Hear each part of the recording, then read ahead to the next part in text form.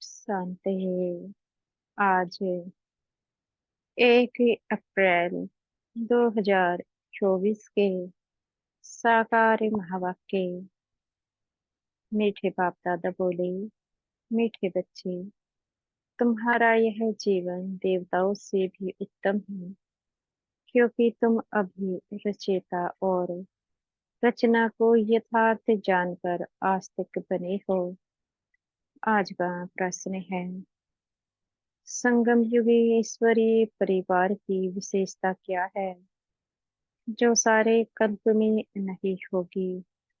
उत्तर देते हैं बाबा, इसी समय स्वयं ईश्वर बाप बनकर तुम बच्चों को संभालते हैं, टीचरे बनकर पढ़ाते हैं और सतगुरु बनकर तुम्हें गुल गुल अर्थात फूल बनाकर साथ ले जाते हैं।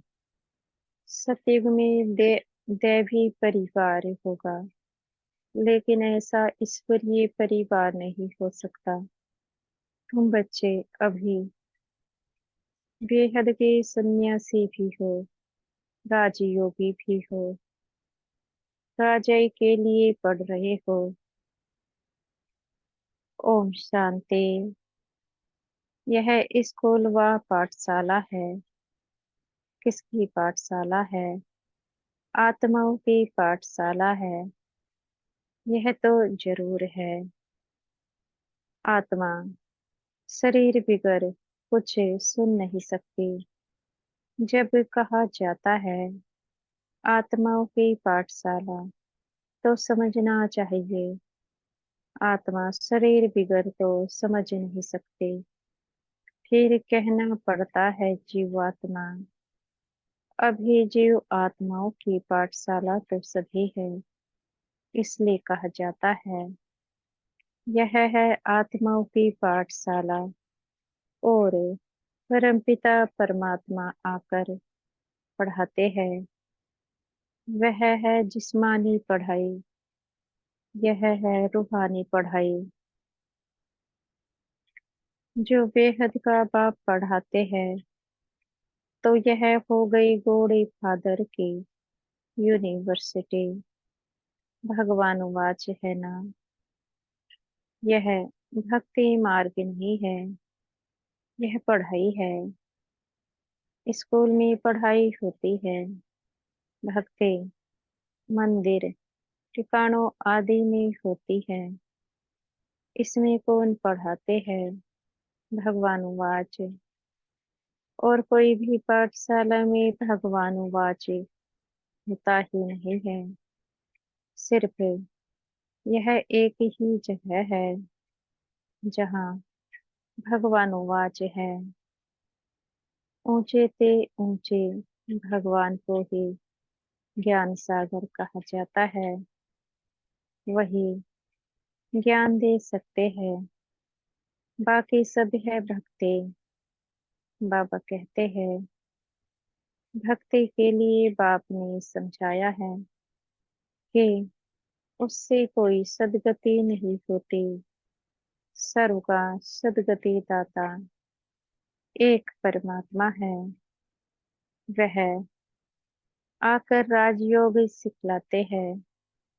आत्मा सुनती है शरीर द्वारा, और कोई नॉलेज आदि में भगवान वाच्य है ही नहीं। भारत ही है जहाँ शिव जयंती भी मनाई जाती है। भगवान तो निराकार है, फिर शिव जयंती कैसे मनाते हैं? जयंती तो तब होती है जब शरीर में प्रवेश करते हैं। बाप कहते हैं मैं तो कभी गर्भ में प्रवेश नहीं करता हो, तुम सब गर्भ में प्रवेश करते हो। 84 जन्म लेते हो। सबसे जास्ती जन्म यह लक्ष्मी नारायण लेते हैं। 84 जन्म लेकर फिर सावरा गावड़े का छोरा बनते हैं। लक्ष्मी नारायण कहो या राधे कृष्ण कहो। राधे कृष्ण है बचपन के, वह जब जन्म लेते हैं तो स्वर्ग में लेते हैं, जिसको वैकुंठ भी कहा जाता है। पहला नंबर जन्म इनका है, तो 84 जन्म भी यह लेते हैं। श्याम और सुंदर, सुंदर सो फिर श्याम। श्री कृष्ण सबको प्यारा लगता है।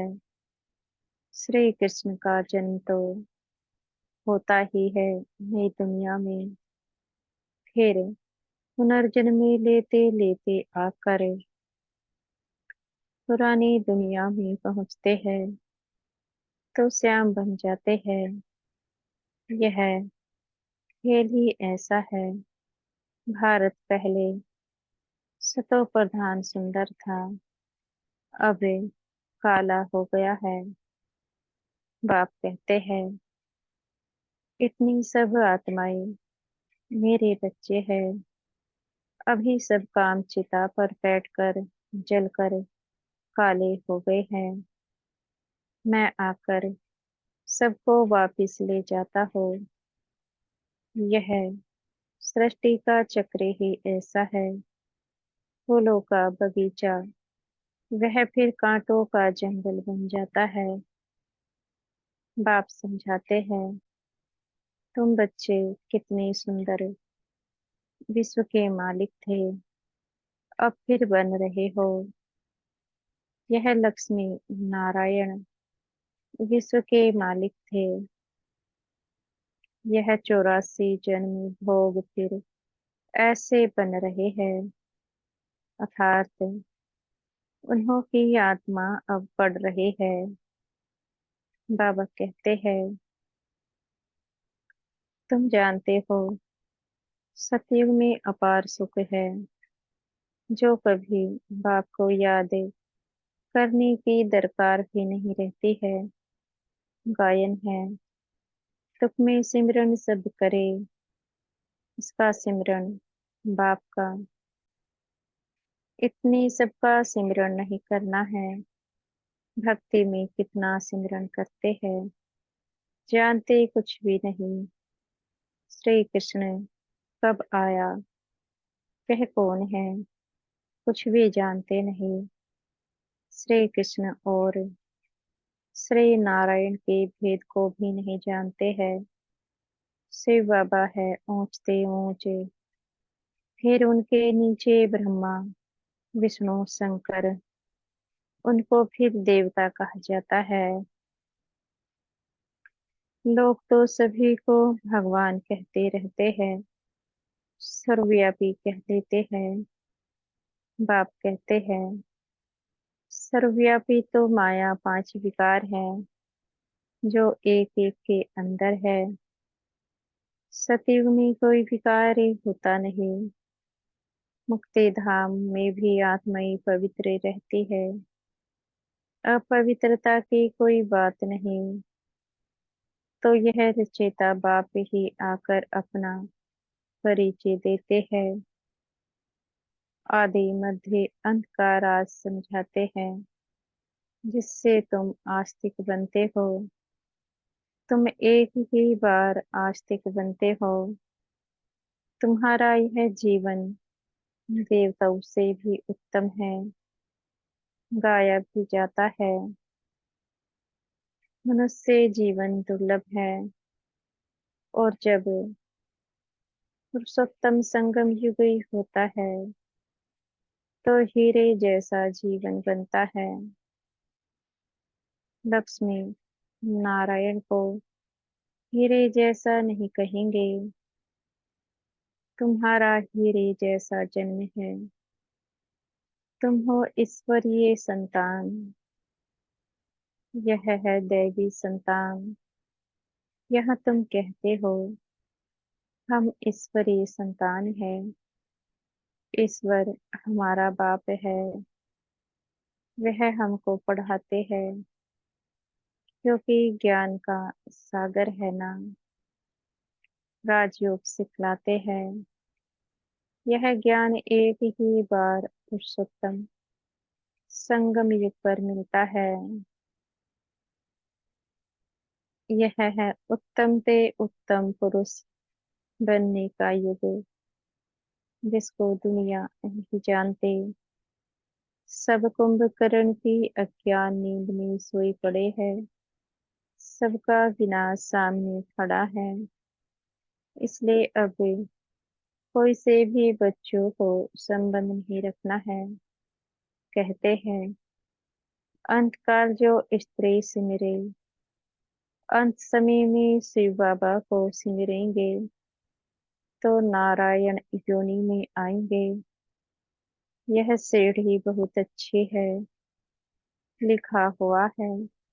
हम सो देवता फिर सो क्षत्रिय आदि। इस समय है रावण राज्य, जबकि अपने आदि सनातन देवी देवता धर्म को भूल और धर्मों में फंस पड़े हैं। यह सारी दुनिया लंका है, बाकी सोने की लंका कोई थी नहीं। बाप कहते हैं तुमने अपने से भी जास्ती मेरी गलानी की है। अपने लिए 84 लाख और मुझे कण कण में कह दिया है। ऐसे अपकारी पर मैं उपकार करता हूँ। बाप कहते हैं तुम्हारा दोष नहीं, यह ड्रामा का खेल है। सत्यवादी से लेकर कलयुग अंत तक यह खेल है, जो फिरना ही है। इसको सिवाय बाप की कोई समझ ना सके। तुम सब ब्रह्मा कुमार कुमार्य हो। तुम ब्राह्मण हो, ईश्वरीय संतान। तुम ईश्वरीय परिवार में बैठे हो। सतयुग में होगा दैवी परिवार। इस ईश्वरीय परिवार में बाप तुमको संभालते भी है, पढ़ाते भी है, फिर गोल गोल बनाकर साथ भी ले जाएंगे। तुम पढ़ते हो मनुष्य से देवता बनने के लिए। ग्रंथ में भी है मनुष्य से देवता के। इसलिए परमात्मा को जादूगर कहा जाता है। नरक को स्वर्ग बनाना जादू का खेल है ना। स्वर्ग से नरक बनने में 84 जन्म, फिर नरक से स्वर्ग चपटी में अर्थात सेकंड में बनता है। 1 सेकंड में जीवन मुक्ति। मैं आत्मा हूँ। आत्मा को जान लिया, बाप को भी जान लिया। और कोई मनुष्य यह नहीं जानते कि आत्मा क्या है। गुरु अनेक है, सतगुरु एक है। कहते हैं सतगुरु अकाल, परम पिता परमात्मा एक ही सतगुरु है। परंतु गुरु तो ढेर है, निर्विकारी कोई है नहीं। सब विकार से ही जन्म लेते हैं। अभी राजधानी स्थापन हो रही है। तुम सब यहाँ राजाई के लिए पढ़ते हो। राजयोगी हो, बेहद के सन्यासी हो। वह हठी योगी है, हद के सन्यासी। बाप आकर सभी की सदगति कर सुखी बनाते हैं। मुझे ही कहते हैं सतगुरु अकाल मूरत। वहाँ हम घड़ी घड़ी शरीर ही छोड़ते और लेते नहीं। काल नहीं खाता। तुम्हारी भी आत्मा अविनाशी है, परंतु पतित और पावन बनती है, निर्लेप नहीं है। ड्रामा का राज भी बाप ही समझाते हैं। रचयिता ही रचना के आदि मध्य अंत का राज समझाएंगे ना। ज्ञान का सागर वही एक बाप है। वही तुमको मनुष्य से देवता डबल सिरताज बनाते हैं। तुम्हारा जन्म थोड़ी जैसा था, अब तुम हीरे जैसा बन रहे हो। बाप ने हम सो हम का मंत्र भी समझाया है। वह कह देते, आत्मा सो परमात्मा, परमात्मा सो आत्मा, हम सो हम। बाप कहते हैं, आत्मा सो परमात्मा कैसे बन सकती है।